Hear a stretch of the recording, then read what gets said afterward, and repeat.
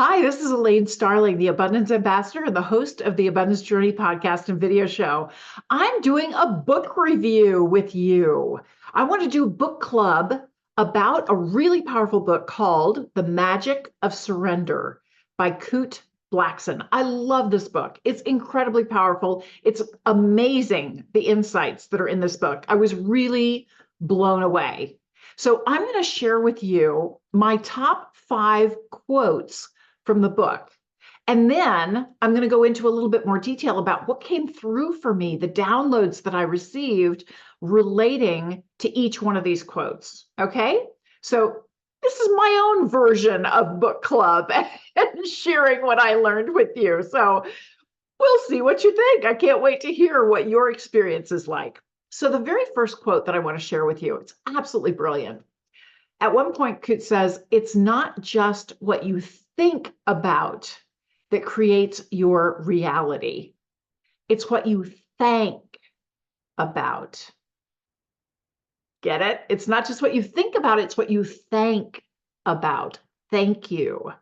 The gratitude that you feel. I love this quote. I love this quote because gratitude is the ignition switch to higher consciousness. Yeah, gratitude is the ignition switch to higher consciousness.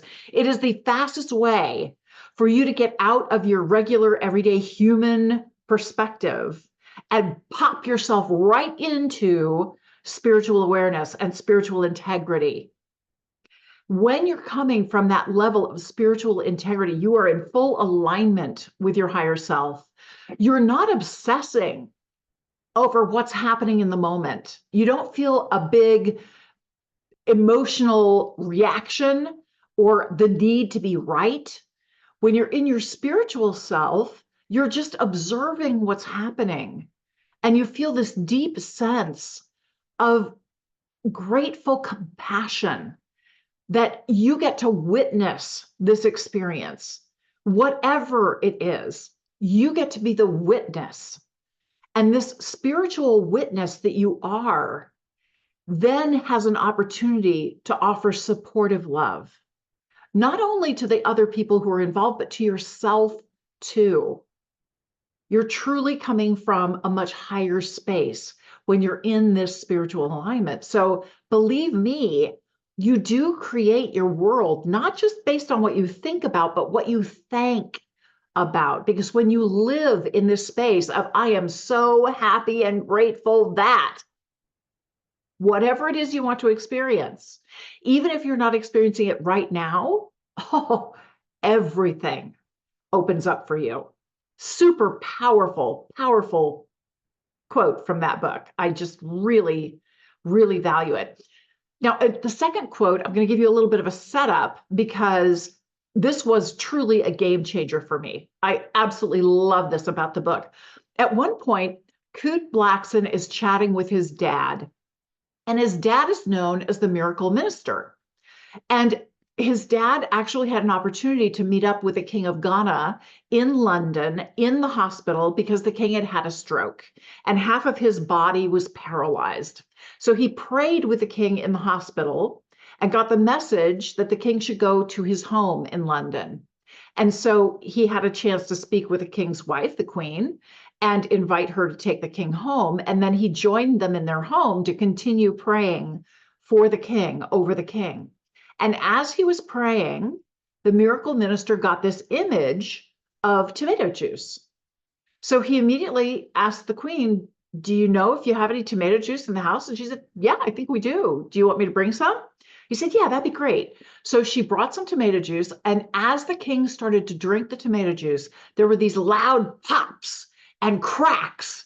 And all of a sudden, the half of his body that had been paralyzed was no longer paralyzed.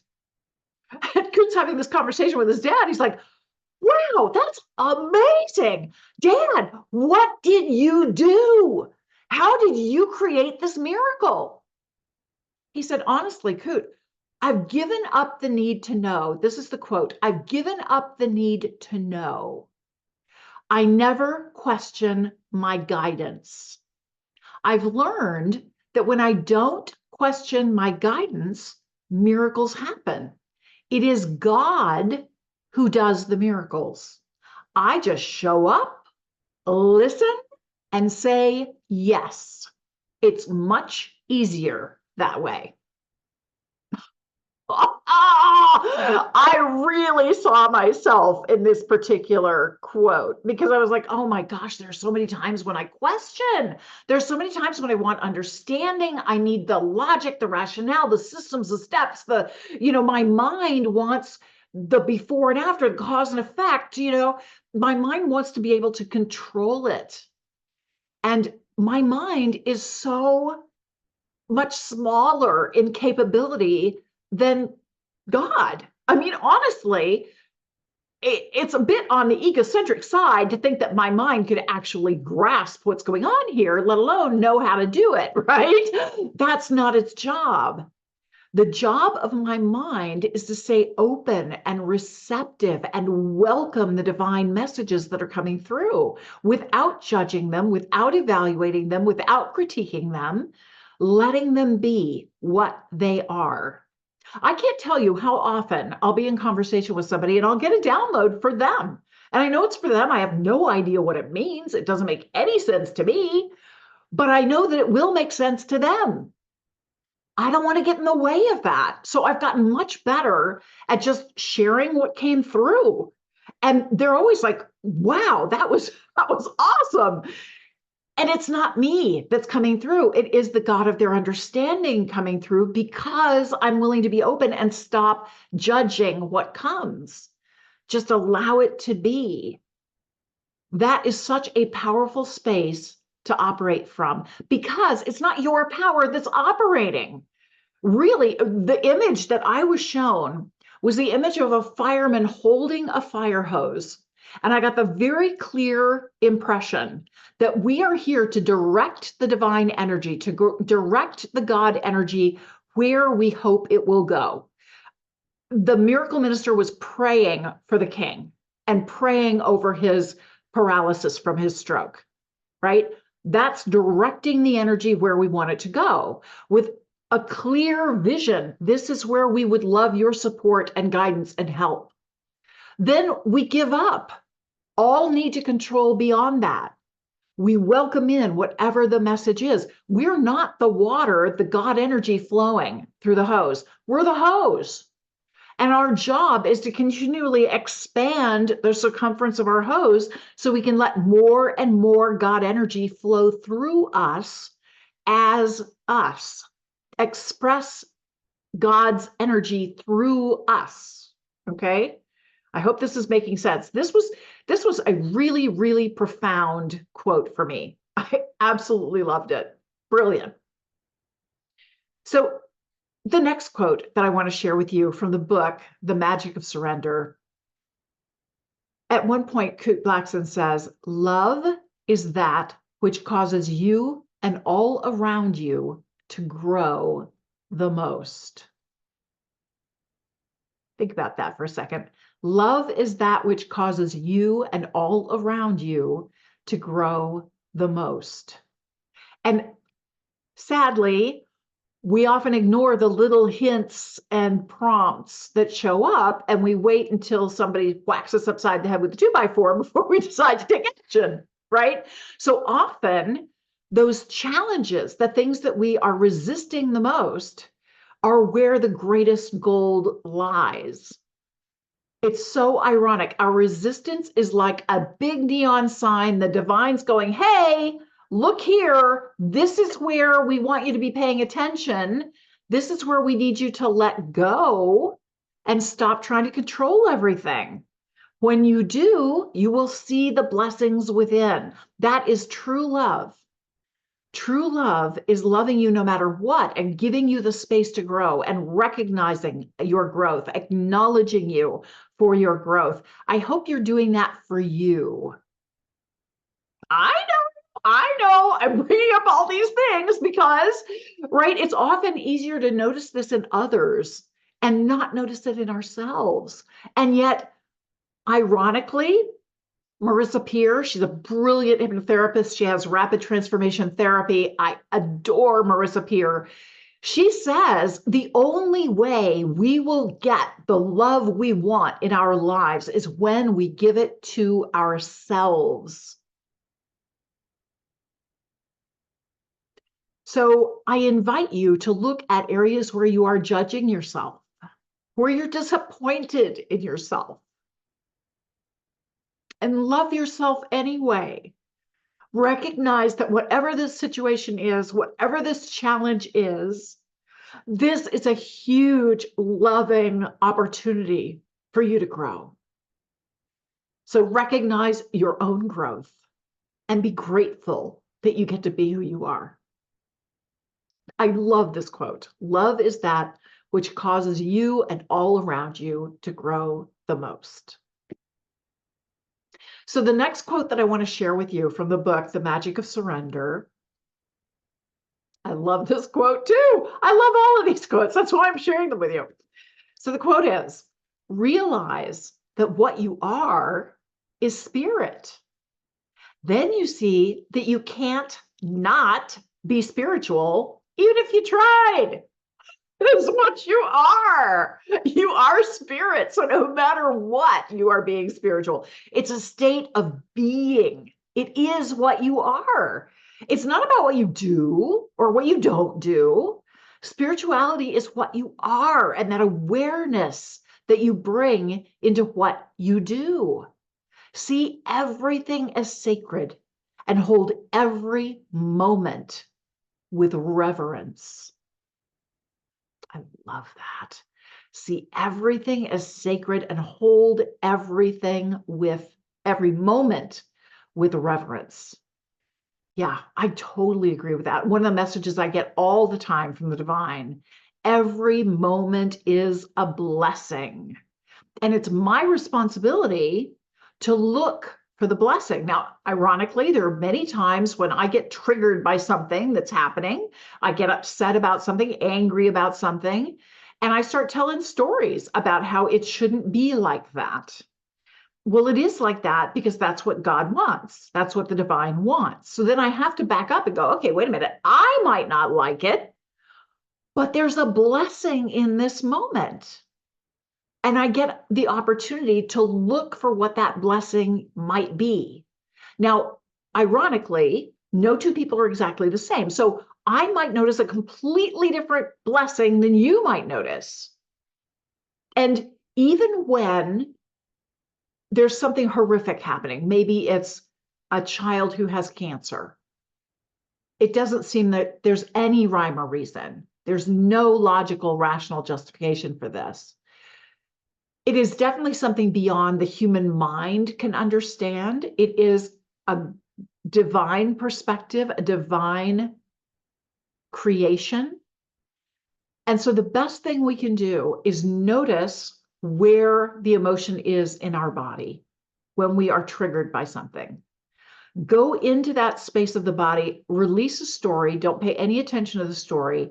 Strictly notice the sensation in the body. Don't even label the emotion. Just notice where the sensation is in the body and breathe into it. Every breath is letting God enter that situation inside your body. It starts inside you. And as you breathe into it and you let more and more God energy into that sensation, you'll notice how it starts to expand and then it starts to dissipate and dissolve. And then just stay in that space of bliss and gratitude, that centered, calm, comfortable space. You have not changed the outside world yet.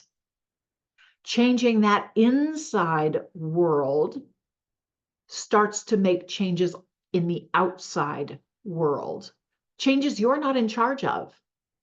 Again, it's just like the miracle minister holding that vision of the king being healed from his stroke.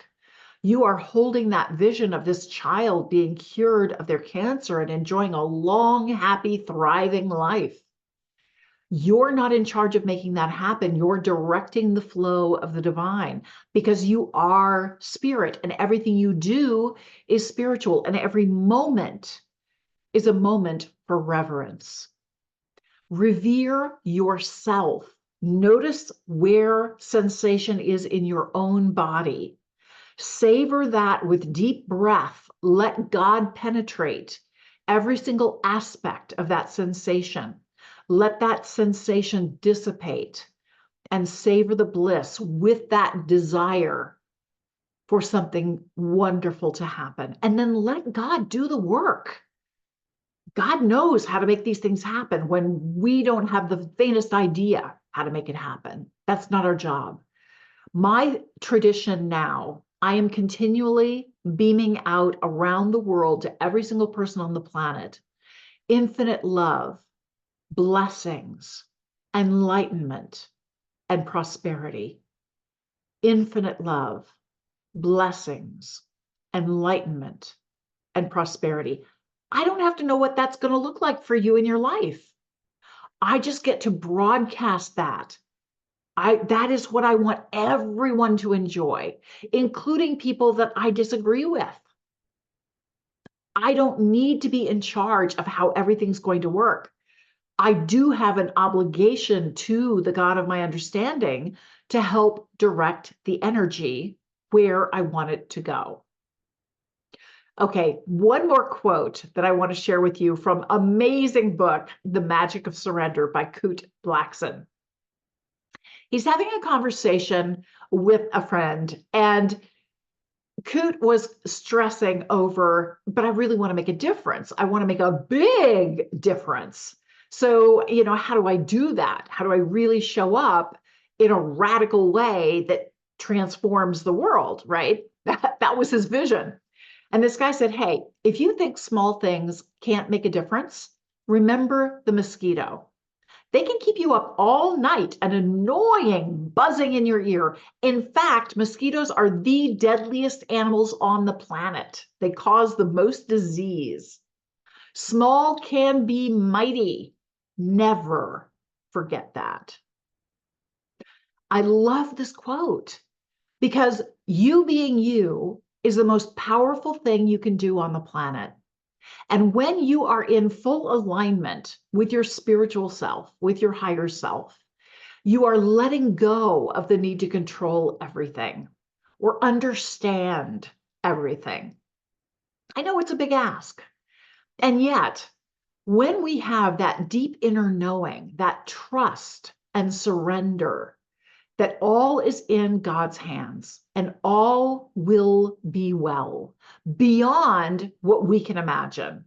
We always ask for what we can imagine, and then we say this or something better, because we know that God has a much bigger vision than we do. There's so much meat in this book. I can't begin to tell you how much I love this book and how it's truly changed my life. So if you are on the fence, if you haven't read it, please read it. And I would love to get your feedback about your experience with the book. What are some of your favorite quotes? And how has it changed how you're showing up in your daily life? Thanks so much for joining me. Take care.